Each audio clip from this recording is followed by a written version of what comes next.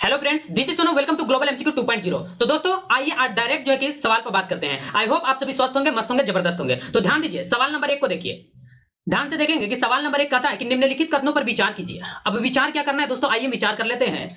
Number 1 जो statement दिया है कि मृदु स्टील अर्थात सॉफ्ट स्टील में कार्बन की जो मात्रा होती है दोस्तों वो 1.15% होता है। क्या ये बिल्कुल सत्य है? तो ध्यान दीजिए, सबसे पहले जो है कि आप याद ही कर लीजिए कि मृदु स्टील में आखिर कार्बन की मात्रा कितना प्रतिशत होता है। तो सबसे पहले अगर हम बात करें मृदु स्टील की, तो इसमें कार्बन जो प्रतिशत की मात्रा होता है दोस्तों वो 0.1% से लेकर के 0.4% होता है। इसे आप रट जाइए कि मृदु स्टील अर्थात सॉफ्ट स्टील में कार्बन की जो मात्रा होती है दोस्तों 1.1% होता है। यानी हम कहेंगे कि पहला स्टेटमेंट जो है, पहला स्टेटमेंट गलत हो जाएगा, क्योंकि ये कह रहा है ना कि मृदु स्टील में और कार्बन की मात्रा जो होती है 1.15% होता है। ये तो सरासर गलत है, क्योंकि हम जानते हैं कि मृदु स्टील अर्थात सॉफ्ट स्टील में कार्बन की जो प्रतिशत मात्रा होती है दोस्तों वो 0.1% से लेकर के 0.4%। 2 नंबर स्टेटमेंट को ध्यान दीजिए, कहता है ना कि माध्यम स्टील में, माध्यम नहीं दोस्तों, मध्यम स्टील, तो मध्यम स्टील में कार्बन की मात्रा 0.1% होता है। हाँ दोस्तों, बिल्कुल सत्य है। जब आप मध्यम स्टील को देखेंगे मेडिवल में, तो उसमें क्या होता है कि मध्य में देखेंगे तो कार्बन प्रतिशत की जो मात्रा होती है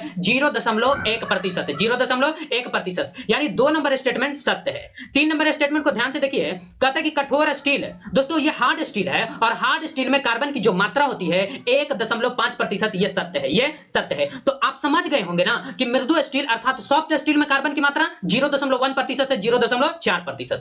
मध्यम स्टील में जो है कि कार्बन प्रतिशत की मात्रा होती है 0.1%, और कठोर स्टील में दोस्तों कार्बन प्रतिशत की मात्रा होती है 1.5%। यानी कि 2 नंबर स्टेटमेंट और 3 नंबर स्टेटमेंट सत्य है और 1 नंबर गलत है। कहते हैं कि उपर्युक्त कथनों में से कौन सा से कथन सत्य है? तो आप बताइए कि 1 तो गलत है, तो 2 तथा 3 कहेंगे कि इसका सटीक आंसर होगा 2 तथा 3, ऑप्शन नंबर बी। यानी कि मध्यम स्टील में 0.1% होता है कार्बन, कठोर स्टील में 1.5% और सॉफ्ट स्टील में दोस्तों 0.1% से लेकर के 0.4% होता है। तो आई होप आप 1 नंबर सवाल समझ गए होंगे। आ जाइए और ध्यान से देखेंगे, स्क्रीनशॉट ले लीजिएगा दोस्तों। अब वीडियो अच्छी लगी हो तो वीडियो को लाइक करेंगे, शेयर करेंगे दोस्तों। देखिए ध्यान देंगे, और कमेंट करने से क्या होता है ना कि हौसला बढ़ता है। तो आ जाइए बढ़ते हैं सेकंड नंबर सवाल की ओर और देखते हैं सेकंड नंबर सवाल क्या है। ध्यान से देखेंगे, कहता है ना कि एक नदी है और नदी के ऊपर पुल की ऊंचाई ज्ञात करना है दोस्तों। अब आप बताइए कि आप किसी नदी के पास गए, अब वहां देख रहे हैं वहां पे क्या है, पुल है दोस्तों। अब आप जब उस पुल को क्रॉस कर रहे हैं ना, तो आपको यह फाइंड आउट करना है कि उस पुल से नदी के जो ऊपरी वाला जो तल है ना दोस्तों, नीचे की तल की बात नहीं कर रहा हूं, नदी का जो सरफेस है जहां पे नदी खत्म हो रही है,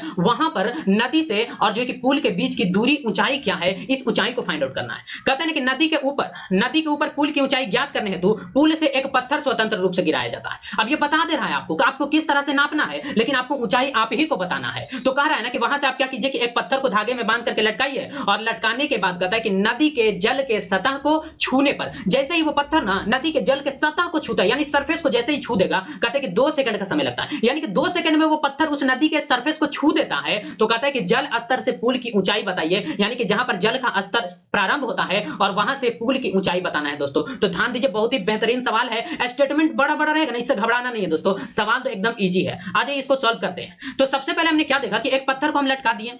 अब पत्थर को लटकाएं तो वही तो हाइट हमको फाइंड आउट करना है, यानी हम जानेंगे कि हाइट बराबर हमको निकालना है क्या होगा। अब कहते हैं कि नदी के जल के सतह को छूने में पत्थर को कितना समय लगा है, 2 सेकंड। दोस्तों यहां पर हम लिखेंगे कि टाइम बराबर 2 सेकंड। टाइम बराबर कितना हो गया, 2 सेकंड। अब आप याद रखिए कि किसी भी चीज को जब आप ऊपर से नीचे की ओर गिराते हैं ना, तो नीचे की ओर एक फोर्स लगता है और उस फोर्स का नाम है ग्रेविटेशनल फोर्स दोस्तों, जो कि पृथ्वी लगाती है। आप कोई भी वस्तु ले लीजिए, उस पर ग्रेविटेशनल फोर्स लग रहा है। हम है, हमारे ऊपर लग रहा है, हमारे जितने भी स्टूडियो का मटेरियल है दोस्तों सब के ऊपर ग्रेविटेशनल फोर्स लग रहा है। उसी तरीके से इस पत्थर के ऊपर भी ग्रेविटेशनल फोर्स लगेगा नीचे की ओर, और हम जानेंगे कि जी बराबर कितना हो जाएगा दोस्तों। जी बराबर लिखेंगे 9.8 मीटर पर सेकंड।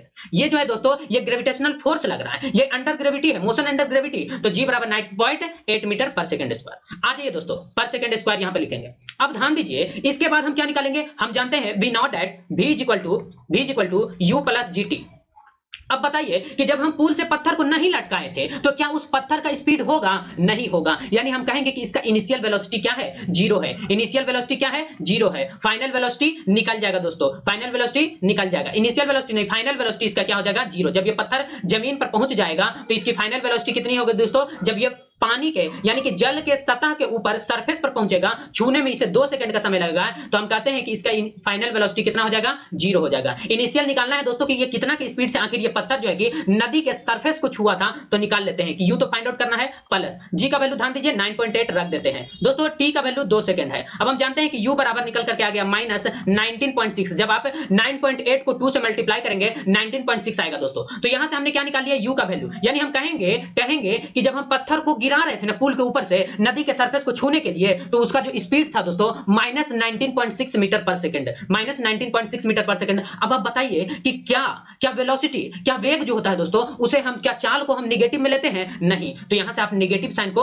हटा लीजिएगा, यहां से नेगेटिव साइन को क्या करेंगे, हटा लेंगे दोस्तों। आ जाइए अब हम आगे बढ़ते हैं। जो सवाल पूछा है ना, हाइट पूछा है दोस्तों, तो जानते हैं हम कि मैक्सिमम हाइट बराबर फार्मूला होता है u²/2g, u²/2g। ये बहुत ही महत्वपूर्ण फार्मूला है दोस्तों, इसे आप याद रखेंगे ना, कभी भी सवाल अगर दे देगा ना तो ऊपर से कोई चीज नीचे फेंका गया है, आप तुरंत फटाफट से निकाल लेंगे कि मैक्सिमम हाइट बराबर होता है u²/2g, u²/2g। इसे आप रट जाइए। तो आप ध्यान दीजिए u² का वैल्यू, तो u का वैल्यू हमें पता है 19.6, तो इसे 2 बार लिख देंगे 19.6 इंटू 19.6 दोस्तों। अब देखिए नीचे में 2 इंटू 9.8, जी का वैल्यू 9.8 है। अब इससे एक बार में ये कट जाता है दोस्तों, यानी हम कहेंगे कि इसका सटीक आंसर हो गया 19.6 मीटर, 19.6। हम कहेंगे दोस्तों कि जब हम नदी के सरफेस पर किसी पत्थर को पुल से गिराए थे, तो पुल से जो है कि नदी के सरफेस के बीच की जो ऊंचाई है, उसकी ऊंचाई है 19.6 मीटर।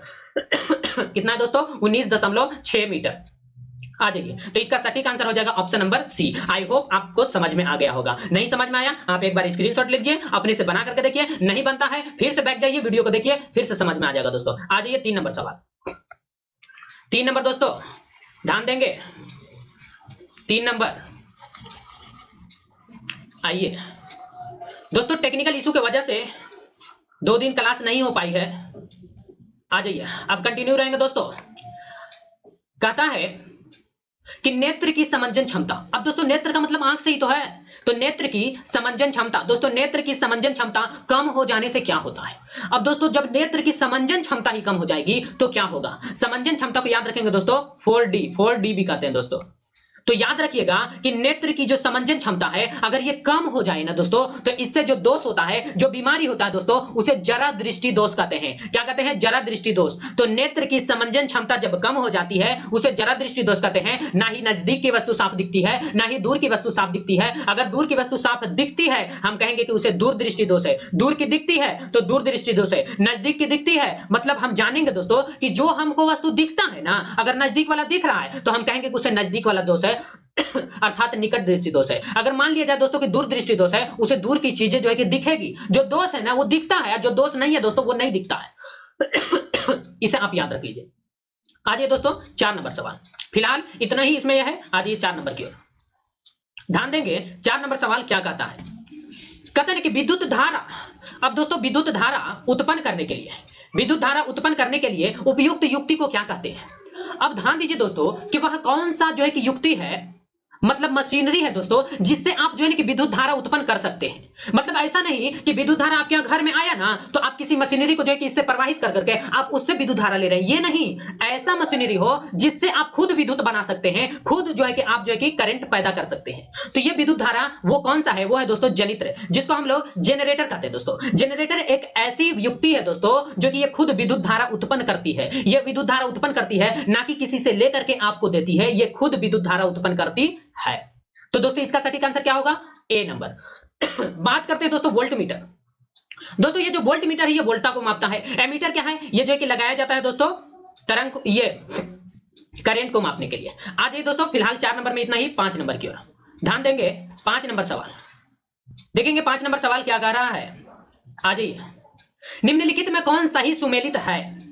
अब दोस्तों आपको देखना है कि कौन सा सही सुमेलित है। ऑप्शन नंबर 1 कहता है कि 1 प्रकाश वर्ष यानी कि 1 light year is equal to होता है 9.46 इंटू 10 टू द पावर, यहां पर इंटू होगा दोस्तों, into 10 to the power 15 metre, 10⁻15 metre. कहता है कि एक प्रकाश वर्ष अर्थात 1 light year is equal to होता है 9.46 गुने 10 के पावर 15 मीटर। हाँ दोस्तों ये बिल्कुल सत्य है, आप रट जाइए। इस तरह का जब आए ना कोई कॉन्सेप्ट, इस तरह का अगर कोई आए तो आपको क्या करना है कि डायरेक्ट रट जाना है। अगर सवाल में आए कि एक प्रकाश वर्ष, इसमें कुछ समझना ही नहीं, आपको याद रखना होगा। हम भी याद किए हैं दोस्तों, तभी बता रहे हैं। तो आप याद कर लीजिए कि एक प्रकाश वर्ष अर्थात 1 light year is equal to होता है 9.46 इंटू 10⁻15 मीटर, यानी कि पहला नंबर स्टेटमेंट सत्य है। दो नंबर कहता है दोस्तों एक पार्सेक बराबर होता है 3.084 गुने 10 के पावर 16। दोस्तों यहां पे टाइपिंग थोड़ा मिसप्रिंट है, तो आप ध्यान से देखिएगा कि यहां पे है कि 3.084 इंटू 10⁻16 मीटर, ये भी सत्य है दोस्तों। एक प्रकाश वर्ष बराबर 9.46 गुने 10 के पावर 15 मीटर, फिर एक पार्सेक बराबर 3.084 गुने 10 के पावर 16 मीटर, सत्य है। सी नंबर कहते हैं कि एक खगोलीय इकाई, दोस्तों एक खगोलीय इकाई का मतलब क्या है, यानी कि एक 1 एस्ट्रोनॉमिकल यूनिट। खगोलीय इकाई को अंग्रेजी में कहते हैं दोस्तों एस्ट्रोनॉमिकल यूनिट, यानी 1 astronomical unit is equal to होता है 1.496 इंटू 10⁻11 मीटर। रट जाइए दोस्तों, अर्थात कहेंगे कि इनमें से सभी सुमेलित है, ऑप्शन नंबर डी। एक प्रकाश वर्ष बराबर इतना, एक पार्सेक बराबर इतना, एक खगोलीय यूनिट इकाई बराबर इतना होता है। रट जाइए। आइए दोस्तों 6 नंबर सवाल, और ध्यान से देखेंगे कि 6 नंबर सवाल आखिर क्या कहता है। दोस्तों इस तरह का सवाल है ना, आप स्टार लगाइएगा, बहुत ही महत्वपूर्ण है दोस्तों। पहले पूछा जाता था कि बताइए कि एक पार्सेक बराबर कितना होगा, लेकिन अब के सवाल में इस तरह के पूछे जाते हैं, जैसे दे देगा कि 1 लाइट ईयर, एक प्रकाश वर्ष, एक पार्सेक बराबर, एक एस्ट्रोनॉमिकल यूनिट बराबर, और सब इसके सामने सामने नहीं रहेगा दोस्तों, ऊपर नीचे करके रहेगा और आपको मिलाने के लिए रहेगा। तो आपको अगर वैल्यू पता रहेगा कि एक प्रकाश वर्ष बराबर कितना होता है, 1 light year is equal to कितना होता है, 1 astronomical unit is equal to कितना होता है, तब आप इसे सॉल्व कर पाएंगे, अन्यथा नहीं दोस्तों। इसीलिए आप रट जाइए। आज ये 6 नंबर सवाल कहता है कि फोटोकॉपी मशीन, दोस्तों बहुत से लोग, बहुत से स्टूडेंट, हालांकि हम भी जो है कि फोटोकॉपी कराने के लिए जाते हैं दोस्तों, तो फोटोकॉपी मशीन से जो गंध आती है ना दोस्तों, वो किस तरह का गंध आता है, यही सवाल पूछ रहा है ना कि फोटोकॉपी मशीन से कौन सी हानिकारक गैस निकलती है। तो याद रख लीजिए दोस्तों कि फोटोकॉपी जो मशीन होता है उससे जो गैस निकलता है दोस्तों, वो ओजोन गैस निकलता है। अब हम बात करते हैं दोस्तों कि ओजोन गैस तो हमने सुन लिया, लेकिन ओजोन गैस का गंध होता कैसे है ये तो हमें नहीं मालूम। तो आप इसे भी याद कर लीजिए कि ओजोन गैस जो होता है ना दोस्तों, आप मछली लाइए, मछली को जो है फर्मेंटेशन कराइए, यानी सड़ाइए, यानी सड़ा हुआ मछली जो गंध देगा ना दोस्तों, उसी को कहते हैं ओजोन गैस निकल रहा है वो। तो सड़ा हुआ मछली जो है दोस्तों, उससे जो गंध आती है ना, वही ओजोन गैस है। ओजोन गैस को आप सूंघेंगे जो है कि सड़ी हुई मछली के गंध की तरह लगेगी। आप जो है कि दोस्तों सड़ी हुई मछली को सूंघेंगे ओजोन गैस की तरह महकेगी। आप जो है दोस्तों फोटोकॉपी मशीन से जो निकलने वाली रासायनिक जो है कि हानिकारक गैस जो है दोस्तों, आप उसे अगर उसका गंध लेंगे दोस्तों तो वो भी आपको ओजोन गैस अर्थात सड़ी हुई मछली के समान महकेगी। तो आप यहां पर लिख लीजिए ओजोन में ब्रैकेट में सड़ी हुई मछली के समान, सड़ी मछली दोस्तों, सड़ी मछली की गंध आती है। अब हम बात करते हैं दोस्तों कि अंडा देखें ना, अंडा, तो जो सड़ा हुआ अंडा जो गंध देता है ना दोस्तों, सड़ा हुआ अंडा, ऐसे तो अंडा भी गंध देता है, लेकिन सड़ी हुई अंडे की बात कर रहा हूं मैं। अगर जो सड़ा हुआ अंडा गंध देता है ना, वो गंध देता है दोस्तों हाइड्रोजन सल्फाइड के कारण। हाइड्रोजन सल्फाइड का जो गंध होता है वो सड़ी हुई अंडे के समान, सड़ी हुई अंडे के समान। आप इसे भी याद रख लीजिए, इस तरह का सवाल में स्टार लगाएंगे। तो कहता है कि सड़ी हुई मछली के समान महकेगा फोटोकॉपी मशीन, सड़ी हुई मछली के समान जो है कि गंध आएगी दोस्तों ओजोन गैस की तरह। H2S जो है कि हाइड्रोजन सल्फाइड जो है दोस्तों, इसका जो गंध होता है दोस्तों, वो सड़ी हुई अंडे के समान।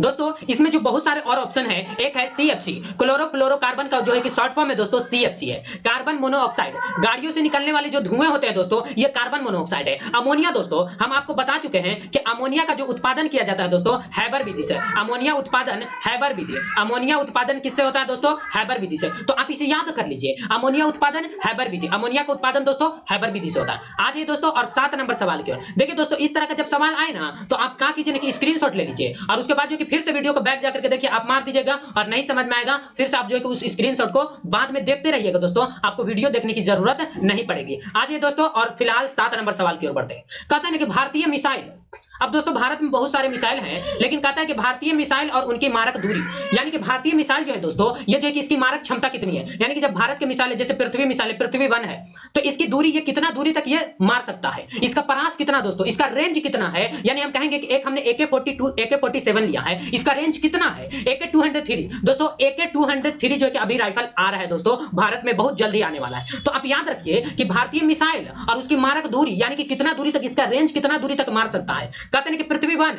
दोस्तों बिल्कुल सत्य है कि पृथ्वी वन की जो मारक दूरी है यानी कि प्रास जो रेंज है दोस्तों इसका 150 किलोमीटर, यानी जब आप पृथ्वी वन मिसाइल को जब आप छोड़ेंगे दोस्तों तो ये 150 किलोमीटर तक जा सकती है। दूसरा नंबर कहता है दोस्तों कि पृथ्वी टू जो मिसाइल है दोस्तों ये 250 किलोमीटर तक इसकी मारक दूरी है दोस्तों। अगर हम इंडिया के बॉर्डर से मारेंगे दोस्तों पाकिस्तान में चला जाएगा तो ये 250 किलोमीटर इसकी मारक दूरी है। बात करते हैं दोस्तों, एक आप यहां पर लिख लीजिए पृथ्वी थ्री, दोस्तों पृथ्वी थ्री, और पृथ्वी थ्री जो है दोस्तों, पृथ्वी थ्री जो मिसाइल है इसकी मारक दूरी है दोस्तों 350 किलोमीटर। कितना है दोस्तों? 350 किलोमीटर। तो आप रट जाइए ना कि भारतीय मिसाइल और उनकी मारक दूरी, Prithvi one 150 kilometre, Prithvi two 250 kilometre, Prithvi three 350 kilometre, यानी हम कहेंगे कि पृथ्वी वाला में 100 का डिफरेंस है दोस्तों। ध्यान दीजिए, इसमें 100 का डिफरेंस, फिर इसमें 100 का डिफरेंस है कि नहीं है, तो ये आप आसानी से याद कर लीजिएगा। लेकिन बात करते हैं दोस्तों अग्नि वन। दोस्तों अग्नि वन जो है दोस्तों, अग्नि वन जो मिसाइल है इसकी मारक दूरी होता है दोस्तों वो 700 किलोमीटर से लेकर के 1250 किलोमीटर, 1250 किलोमीटर। अग्नि वन की मारक दूरी 700 किलोमीटर से लेकर के 1250 किलोमीटर। फिर हम याद रखेंगे दोस्तों अग्नि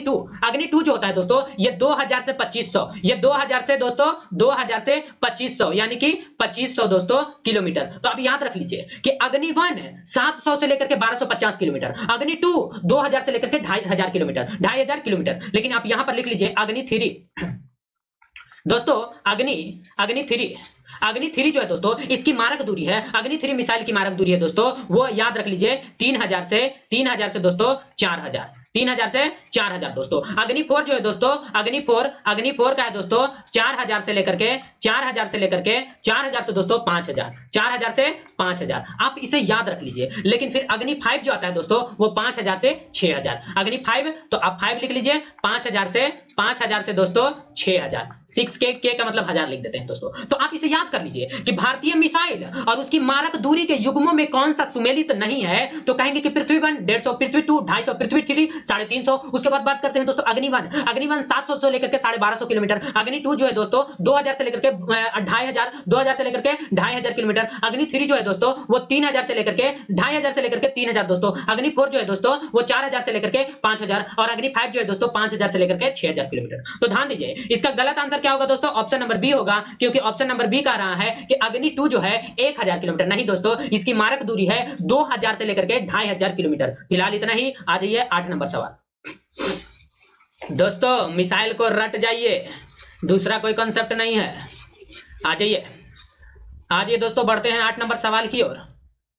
कहता है कि किसी वस्तु के जड़त्व की माप, दोस्तों बात करते हैं कि किसी वस्तु के जड़त्व की माप, किसी वस्तु के जड़त्व की माप होती है, क्या होती है दोस्तों? तो वस्तु के द्रव्यमान से किसी वस्तु का जो जड़त्व, जो घर्षण होता है ना दोस्तों, वो द्रव्यमान से ही पता चलता है। जितना ज्यादा द्रव्यमान होगा ना उतना ज्यादा घर्षण होगा। आप मान लीजिए कि किसी वस्तु को आपको घसीट कर लेके जाना है दोस्तों, आप बताइए कि जितना वो हल्का होगा उतना कम उसमें घर्षण होगा दोस्तों, और जितना भारी होगा ना दोस्तों उतना अधिक उसमें घर्षण होगा दोस्तों। इसीलिए आप देखते होंगे कि रेलवे पटरियों पर जब आप एक सिक्के को रख देते हैं दोस्तों, ट्रेन उससे गुजरती है दोस्तों, उसमें घर्षण होता है, इतना ना वजन होता है दोस्तों, और उसे खींचा जाता है दोस्तों, तो उसमें बहुत ज्यादा वजन के कारण यानी कि बहुत ज्यादा द्रव्यमान होने के कारण दोस्तों उसमें बहुत ज्यादा घर्षण होता है, जिस वजह से सिक्के फैल जाते हैं दोस्तों, सिक्के फैल जाते हैं। रट जाइए कि किसी वस्तु के जड़त्व की जो माप होती है दोस्तों वो वस्तु के द्रव्यमान से मापी जाती है। आ जाइए दोस्तों 9 नंबर सवाल। फिलहाल इतना ही, 9 नंबर की ओर बढ़ते हैं। आ जाइए, ध्यान देंगे दोस्तों टेक्निकल इशू होते रहता है, जिस वजह से क्लास में प्रॉब्लम हुई थी। अब से ऐसा नहीं होगा, लेकिन ऐसा तो नहीं भी कर सकते दोस्तों, टेक्निकल इशू का कोई कुछ कर नहीं सकता। आ जाइए, फिलहाल अभी तो सही है। 9 नंबर सवाल कहते हैं कि 220 वोल्ट पर एक बल्ब।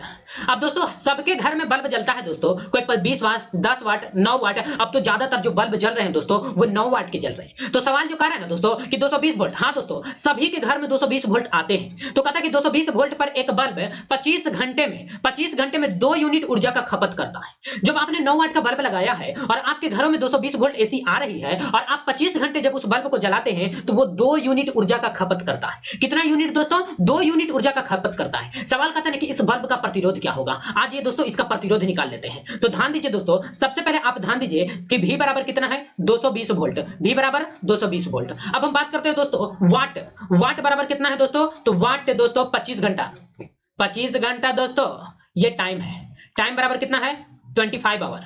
अब दोस्तों ये यूनिट जो दिया है, जो वाट है दोस्तों कितना है? 2 किलो वाट आवर।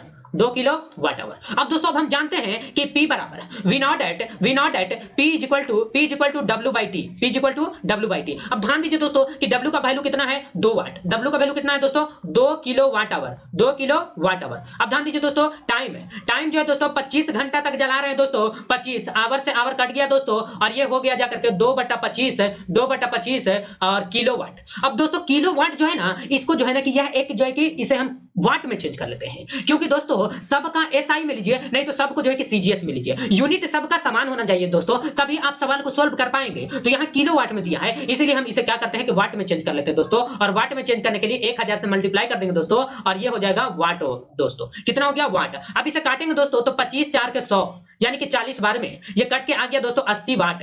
कितना आ गया 80 वाट। आई होप आपको ये दिख रहा होगा, नहीं दिख रहा है तो आप लिख लीजिए। तो हमने निकाल लिया कि पावर जो निकल के आ गया ना दोस्तों, पावर की 220 वोल्ट एसी पर 25 घंटे बल्ब जलाएंगे तो 2 यूनिट ऊर्जा का खपत होगा, लेकिन उसमें शक्ति कितना है दोस्तों, तो 80 वाट का शक्ति है दोस्तों, 80 वाट रट लीजिए। एक और फार्मूला आप यहां से याद कीजिए। अब हमने तो वो निकाल लिया। अब एक होता है P बराबर होता है दोस्तों V² बाई आर दोस्तों, P बराबर होता है V² बाई आर। आप इसे रट जाइए, P बराबर V² बाई आर। अब आप यहां से निकाल लीजिए कि R बराबर V² बाई P, R बराबर V² बाई P। दोस्तों V का वैल्यू देखिए 220, तो 220 इंटू 220 फिर है 220 लगाइए, फिर बटन में हो जाएगा दोस्तों 80। P का वैल्यू कितना निकाले यहाँ पे, P का वैल्यू यहाँ पर है 80 दोस्तों, रख दिए। अब ध्यान दीजिए इससे ये कट जाएगा दोस्तों 2 बार, 0 से 0 कट गया। अब ध्यान दीजिए 11 दूना 22 दोस्तों, ये कट जाएगा 2 चौके 8 दोस्तों, 2 से काटे हैं 11 दूना 22 और दोस्तों 11 दूना 22 और 2 चौके 8, यहां पर कितना हो जाएगा दोस्तों 4। अब ये से ही कट जाएगा 2 बार में और ये कट जाएगा दोस्तों। ध्यान दीजिए इसे आप जो है कि 4 से भी काट सकते हैं दोस्तों, इसीलिए इसे हम डायरेक्ट 4 से काट देते हैं। क्या इसे 4 से काट देते हैं, आ जाइए इसे दोस्तों 4 से काट लीजिए, 4 से ये कटेगा, इसे काट दीजिए। अब 4 से 220, 4 5 20 यानी कि 5 होगा दोस्तों, 5 फिर हो जाएगा 2 बच गया 0, 4 5 20 55। अब दोस्तों जब आप 55 को जब आप 11 से मल्टीप्लाई करेंगे दोस्तों, तो आप 55 को 11 से मल्टीप्लाई करिएगा ना, आपका आंसर आएगा दोस्तों 605 ओम। कितना आएगा 605 ओम। तो आप इसे रट जाइए, आप इसे बना करके रट लीजिए दोस्तों कि किस तरह से आया है। किसे रटने का बोल रहा हूं आप समझ गए होंगे जो समझदार होंगे, क्योंकि ये फॉर्मूला जो है ना दोस्तों उसे रटने की बात कर रहा हूं मैं। तो एक होता है कि P बराबर W बाई टी और एक होता है P बराबर V² बाई आर होता है। P बराबर VI भी होता है, P बराबर I² R भी होता है। बहुत सारे फॉर्मूला है, सबको आपको याद रखना है। आज दोस्तों फिलहाल इतना ही। 10 नंबर सवाल ध्यान देंगे दोस्तों, 10 नंबर आ जाइए, आइए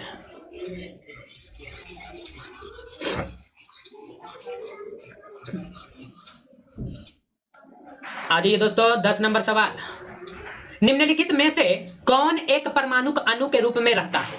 अब ध्यान दीजिए दोस्तों, बात यहां पर है एक परमाणु अणु।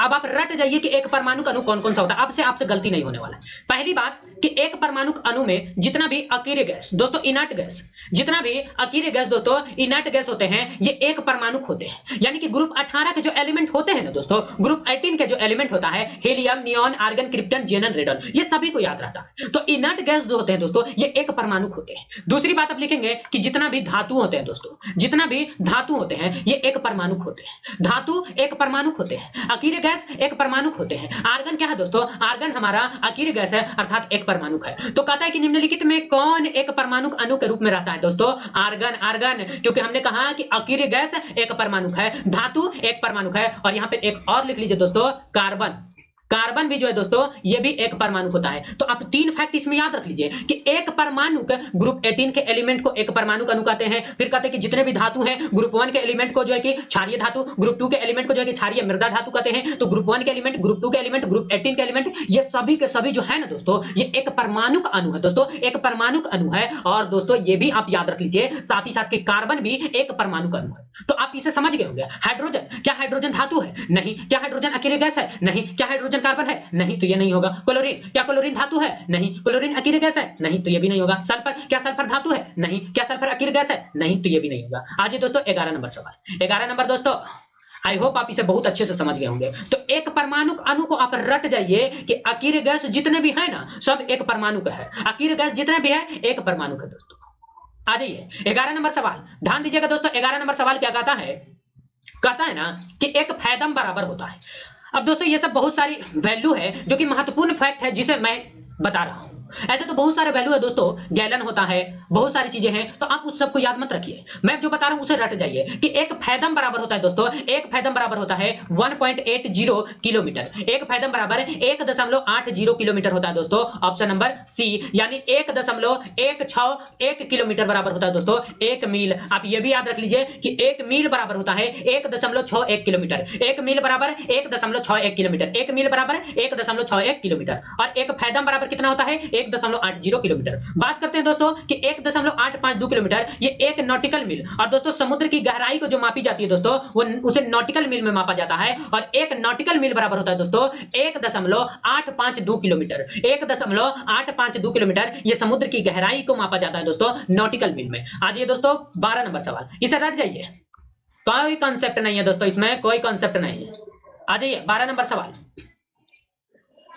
ध्यान दीजिए दोस्तों। 12 नंबर कहता है, महत्वपूर्ण सवाल है और बहुत इजी है, कहता है K4 efficient hall 6, K4 efficient hall 6 में आयरन की ऑक्सीकरण संख्या, दोस्तों किसकी ऑक्सीकरण संख्या पूछा है, आयरन की ऑक्सीकरण संख्या का मान कितना होगा। अब ध्यान दीजिए दोस्तों, जिस पर ऑक्सीकरण संख्या निकालने के लिए होता है उसमें अगर पावर रहता है ना, देखिए इसमें पावर है किसी पर नहीं है, प्लस रहता है किसी पर माइनस रहता है, तो पावर रहता है ना उसे इक्वल टू के उस साइड लिखते हैं, यानी कि बराबर के उस साइड लिखेंगे, और जिसमें पावर नहीं रहेगा उसे बराबर के इसी साइड लिखते हैं। तो देखिए K4, तो देखिए दोस्तों आप याद रख लीजिए कि पोटेशियम, पोटेशियम पर +1 होता है, तो 4 पोटेशियम है तो इसीलिए 4 लिखेंगे, प्लस Fe का तो निकालना ही है दोस्तों, इसलिए Fe का Fe रहने देते हैं, प्लस दोस्तों अब कहते हैं Cn, दोस्तों साइनाइड पर -1 होता है, साइनाइड पर -1 चार्ज होता है दोस्तों, इसीलिए हम लिखेंगे साइनाइड कितना है दोस्तों 6 साइनाइड है, इसीलिए -6 कर लेंगे, इक्वल टू कितना हो जाएगा बताइए। हम क्या बताएं कि अगर पावर रहेगा तब हम उसे इक्वल टू के बाहर रखेंगे, इक्वल टू के बाद रखते हैं, पावर नहीं है तो नहीं रखेंगे, तो यहां पर हम क्या रखेंगे 0। अब हम यहां से निकाल लेंगे कि 4 प्लस Fe -6 हो गया दोस्तों इक्वल टू 0, -6 इक्वल टू 0, और Fe बराबर हो जाएगा दोस्तों ये कितना हो जाएगा 2 हो जाएगा दोस्तों, Fe बराबर 2। कहेंगे दोस्तों कि K4 एफिशिएंट हॉल 6 में Fe की ऑक्सीकरण संख्या है दोस्तों 2। आ जाइए 13 नंबर सवाल, दोस्तों 13 नंबर सवाल ध्यान दीजिएगा, आ जाइए। क्रायोजेनिक द्रव, दोस्तों क्रायोजेनिक द्रव किसे कहते हैं, अब रट जाइए इसे कि क्रायोजेनिक द्रव जो है ना दोस्तों नाइट्रोजन के द्रव को, अर्थात द्रव नाइट्रोजन को हम क्रायोजेनिक द्रव कहते हैं, द्रव नाइट्रोजन को दोस्तों द्रव नाइट्रोजन, तो द्रव नाइट्रोजन दोस्तों, द्रव नाइट्रोजन को हम क्या कहते हैं क्रायोजेनिक द्रव कहते हैं, द्रव नाइट्रोजन को क्रायोजेनिक द्रव कहते हैं। तो इस तरह का सवाल कुछ कुछ जो आता है ना डायरेक्ट उसे आप याद कर लीजिए दोस्तों डायरेक्ट। तो क्रायोजेनिक द्रव क्या है, तो वो द्रव नाइट्रोजन है दोस्तों, द्रव नाइट्रोजन को क्रायोजेनिक द्रव कहते हैं। आ जाइए दोस्तों 14 नंबर सवाल, ध्यान देंगे 14 नंबर की ओर बढ़ते हैं। कौन सा तापमान सेंटीग्रेड और फारेनहाइट दोनों मापक्रमों में एक समान होता है। आप यहां पर एक जो फॉर्मूला याद रख लीजिए दोस्तों, इसी से आपका बन जाएगा C/5 बराबर F-32 by 9 equal to K-273/5 बराबर R/4। आप इसे याद रख लीजिए। जब आप इसे याद रखेंगे ना दोस्तों तो कहते हैं कि कौन सा तापमान सेंटीग्रेड और फारेनहाइट दोनों मापक्रमों में एक समान होता है, इसे आप स्टार लगाइए और इसे याद रख लीजिए। जानते हैं क्या पूछता है सवाल, पूछता है कि बताइए कि सेंटीग्रेड का कौन सा फारेनहाइट में डबल होगा, सेंटीग्रेड का कितना, सेंटीग्रेड जो वैल्यू दिया है ऑप्शन में वो फारेनहाइट का डबल है, या फारेनहाइट जो है कि सेंटीग्रेड का कितना डबल है या आधा है। फिर ये पूछ देगा कि सेंटीग्रेड और जो है कि फारेनहाइट किस टेंपरेचर पर बराबर होता है, ये पूछ देता है। तो यहां यही सवाल पूछा है कि तापमान सेंटीग्रेड और फारेनहाइट यानी सेंटीग्रेड और फारेनहाइट दोनों मापक्रम जो होते हैं एक समान कब होता है। तो आप इसे लिख लिए होंगे, चलिए लिख लिए, इसे मिटा करके आइए इसको सॉल्व करते हैं। तो आइए दोस्तों इसे सॉल्व करते हैं कि हमने क्या देखा कि C बराबर दोस्तों C/5 बराबर F-32/9। अब देखिए हम C का वैल्यू हम डायरेक्ट -40 लेते हैं क्योंकि हमें पता है दोस्तों, तो -40 अपॉन C। अब यहां पर देखिए अपॉन 5, अब यहां पर हम जो सॉल्व करेंगे ना इसमें F का यानी फारेनहाइट का वैल्यू भी -40 आएगा। अब ध्यान दीजिए F-32 है तो 32 रख दिए बाई 9। अब देखिए कट जाएगा दोस्तों 8 बार में, ये मल्टीप्लाई करेंगे 8 9 72 -72 बराबर F-32 दोस्तों, मल्टीप्लाई करेंगे इधर जो कि प्लस में आएगा दोस्तों, तो F बराबर आ जाएगा -40। तो हम जानते हैं दोस्तों कि सेंटीग्रेड और फारेनहाइट -40 डिग्री पर समान होता है। आज ये दोस्तों 15 नंबर सवाल, अब ध्यान दीजिएगा, इस तरह के सवाल हम आपको बता दिए हैं और सवाल को हम लॉन्च करेंगे कि बताइए कि डबल कब होगा, बताइए कि आधा कब होगा, इस तरह के सवाल पूछे जाते हैं। आ जाइए दोस्तों, आ जाइए 15 नंबर, बादलों की बिजली की चमक के काफी समय बाद बादलों की गर्जन सुनाई देती है। अब कहता है दोस्तों कि जब बादल चमकती है, जब बादल में बिजली चमकती है ना, तो उसमें कौन सा गैस बनता है दोस्तों? नाइट्रिक ऑक्साइड, नाइट्रोजन मोनोऑक्साइड दोस्तों। कड़क में दोस्तों, तो कहता है ना कि बादलों की बिजली की चमक के काफी समय के बाद बादलों की गर्जन सुनाई देती है। हाँ दोस्तों, यह सत्य है कि जब बादलों की बिजली चमकती है ना, तो उसके जो है कि काफी समय के बाद बादलों की गर्जन सुनाई देती है दोस्तों। क्यों? पहले हमको बिजली दिख जाती है कि चमकी, और उसके बाद गर्जन आती है दोस्तों। इसका कारण है कि प्रकाश की चाल ध्वनि में बहुत अधिक है दोस्तों। प्रकाश की चाल ध्वनि में बहुत अधिक होती है दोस्तों, इसीलिए बादलों की बिजली की चमक के काफी समय के बाद बादलों की गर्जन हमें सुनाई देती है। रट जाइए 16 नंबर सवाल। फिलहाल बढ़ते हैं 16 नंबर सवाल की ओर दोस्तों, आ जाइए। वस्तुओं का आवेशन दोस्तों, वस्तुओं का आवेशन किसके स्थानांतरण के स्वरूप होता है? पहला है इलेक्ट्रॉन, दूसरा पॉजिट्रॉन, तीसरा प्रोटॉन और चौथा है न्यूट्रॉन। तो आप इसे याद रख लीजिए दोस्तों कि वस्तुओं का आवेशन जो होता है ना, आवेशन किसके स्थानांतरण के स्वरूप होता है? वह है इलेक्ट्रॉन। कुछ सवाल ऐसा होता है ना दोस्तों, उसमें लगता ही नहीं कि हम समझाएं क्या आपको, क्योंकि हमने भी समझा नहीं, हम भी याद किए दोस्तों, इसलिए आप याद ही कर लीजिए। समझने के चक्कर में रहेंगे तो आप याद भी नहीं कर पाएंगे। तो पहला जो कह रहा है कि वस्तुओं का आवेशन किसके हस्तांतरण के स्वरूप होता है दोस्तों? इलेक्ट्रॉन। आ जाइए 17 नंबर सवाल, और ध्यान दीजिएगा 17 नंबर सवाल क्या कहता है। आ जाइए दोस्तों, निम्नलिखित में से किन पदार्थों के कारण जल में अस्थायी कठोरता होती है? दोस्तों याद कीजिए, हम आपको अस्थायी कठोरता के बारे में बता चुके हैं और अस्थायी कठोरता के बारे में भी बता चुके हैं। तो अस्थायी कठोरता मैग्नीशियम, अस्थायी कठोरता जो आती है दोस्तों, वो जल में अस्थायी कठोरता जो आती है वो मैग्नीशियम और कैल्शियम के बाइकार्बोनेट के कारण, अर्थात A number statement, B number statement यही सही होगा दोस्तों, अर्थात बी नंबर सही होगा, 2 तथा 3, सॉरी 1 तथा 2, यहां लगाएंगे 1 तथा 2। कौन सा होगा दोस्तों? 1 तथा 2। तो ये जो हमने देखा ना कि किस पदार्थों के कारण जल में अस्थायी कठोरता आता है, और इसे हम जो है उबाल कर दूर कर सकते हैं, इसे उबाल कर दूर कर सकते हैं दोस्तों। आप इसे रट जाइए। तो इसका आंसर क्या होगा दोस्तों? ये होगा। लेकिन जब सवाल में ये दे देगा ना कि कैल्शियम क्लोराइड और मैग्नीशियम सल्फेट के जो है कि जल में जो है के कारण से क्या अस्थायी कठोरता आती है दोस्तों, उससे अस्थायी कठोरता आती है, और आप उसे गर्म कर करके उबाल करके दूर नहीं कर सकते। आज ये दोस्तों फिलहाल इतना ही। 18 नंबर सवाल ध्यान देंगे। 18 नंबर सवाल क्या कहता है? कहता है कि निम्न में कौन सा विकल्प सही सुमेलित नहीं है? अब ध्यान दीजिए दोस्तों, कहता है कि विशिष्ट व्यक्ति और उनका सिद्धांत दिया है। कहता है कि डार्विन, हाँ दोस्तों, डार्विन ने प्राकृतिक चयन का सिद्धांत दिया है। प्राकृतिक चयन का सिद्धांत डार्विन साहब ने दिया, यह सत्य है। हीकेल ने पुनरावृत्ति का सिद्धांत, हाँ दोस्तों बिल्कुल सत्य है, हीकेल साहब ने यह पुनरावृत्ति का सिद्धांत दिया, यह सत्य है। लैमार्क साहब ने हस्तगत परंपराओं की आनुवंशिकता, सत्य है। तो आप याद रख लीजिए कि डार्विन ने प्राकृतिक चयनवाद का सिद्धांत दिया, हीकेल ने पुनरावृत्ति का सिद्धांत दिया, लैमार्क ने हस्तगत परंपराओं की आनुवंशिकता का सिद्धांत दिया। लेकिन ह्यूगो डी ब्रिज दोस्तों, ह्यूगो डी ब्रिज जो है यह आनुवंशिकता का सिद्धांत नहीं, बल्कि आनुवंशिकता का सिद्धांत जो दिए थे मेंडल साहब ने दिए थे दोस्तों, जिसने मटर के पौधे पर उन्होंने किया था। तो आप याद रख लीजिए कि आनुवंशिकता का सिद्धांत मेंडल ने दिया है, ना कि ह्यूगो डी ब्रिज ने। अब यहां पे सवाल उठता है कि आखिर ह्यूगो डी ब्रिज जो है ना, ये कौन से सिद्धांत दिए थे? इसके लिए सवाल को लॉन्च करेंगे दोस्तों। फिलहाल इतना ही। अगर आपको पता है कमेंट सेक्शन में बताइएगा। आज ये दोस्तों सेकंड लास्ट सवाल, और आज का सेकंड लास्ट सवाल देख लीजिए क्या कहता है दोस्तों। आ जाइए, ध्यान देंगे। सेकंड लास्ट दोस्तों कहता है ना कि सल्फाइड अयस्कों को साधारणतः निम्नलिखित में से किस विधि द्वारा समृद्ध। अब दोस्तों बहुत से लोगों को यह नहीं पता होगा कि समृद्ध का मतलब क्या होता है दोस्तों। समृद्ध का मतलब लिख लीजिए, साफ करना। समृद्ध का मतलब होता है साफ करना। तो सल्फाइड अयस्क को साधारणतः जो है साफ किया जाता है किस विधि द्वारा दोस्तों? तो फेन प्लवन विधि। तो सल्फाइड अयस्क को फेन प्लवन विधि द्वारा साफ किया जाता है। सल्फाइड अयस्कों को फेन प्लवन विधि द्वारा साफ किया जाता है। आज ये दोस्तों आज का लास्ट सवाल पर देखते हैं सवाल क्या कह रहा है दोस्तों। लास्ट सवाल आज ये दोस्तों न्यूमेरिकल है और बहुत ही बेहतरीन है दोस्तों, आसानी से सोल्व हो जाए।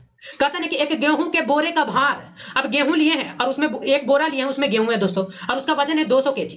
कहते हैं कि इसे किस ऊंचाई तक उठाया जाए कि उसकी स्थितिज ऊर्जा 9800 जूल हो जाए। कहते हैं कि इसे किस ऊंचाई तक आप उठाएंगे ना कि इसकी स्थितिज ऊर्जा, पोटेंशियल एनर्जी जो है दोस्तों, वो 9800 जूल हो, और जी बराबर 9.8 मीटर पर सेकंड स्क्वायर लेना है। तो आज ये सोल्व करते हैं। हम जानते हैं दोस्तों पोटेंशियल एनर्जी अर्थात स्थितिज ऊर्जा बराबर होता है mgh, और दोस्तों हमको पोटेंशियल एनर्जी दे दिया है, कितना दिया है स्थितिज ऊर्जा? 9800 जूल। यहां रख दीजिए 9800 जूल बराबर। अब ध्यान दीजिए दोस्तों, मास यानी कि उस गेहूं के बोरे का वजन कितना है दोस्तों? 200 केजी। कितना है? 200 केजी इनटू जी का वैल्यू 9.8, तो रख दीजिए 9.8 दोस्तों, और एच का वैल्यू यहां से निकल जाएगा दोस्तों। आ जाइए, ये 2 जीरो से ये 2 जीरो कट गया दोस्तों, इसे 2 से काट दीजिए दोस्तों, 4 दूना का 8, 9 दूना 18। हम कहेंगे कि H बराबर 49 अपॉन 9.8। कितना है दोस्तों? 9.8। जब आप इसे काटिएगा ना दोस्तों, तो इसे काटेंगे तो आपका कट कर आ जाएगा 5 मीटर। कितना दोस्तों? 5 मीटर। हम कहेंगे कि जब एक गेहूं के बोरे का भार 200 केजी है दोस्तों, और उसे हम 5 मीटर ऊंचाई तक उठाएंगे, तो उसकी स्थितिज ऊर्जा होगा दोस्तों, पोटेंशियल एनर्जी होगा 9800 जूल के बराबर। तो आई होप आप इसे समझ गए होंगे। आप इसका एक स्क्रीनशॉट ले लीजिए दोस्तों। तो फिलहाल आज के लिए इतना ही, मिलेंगे नेक्स्ट क्लास में, तब तक के लिए जय हिंद दोस्तों।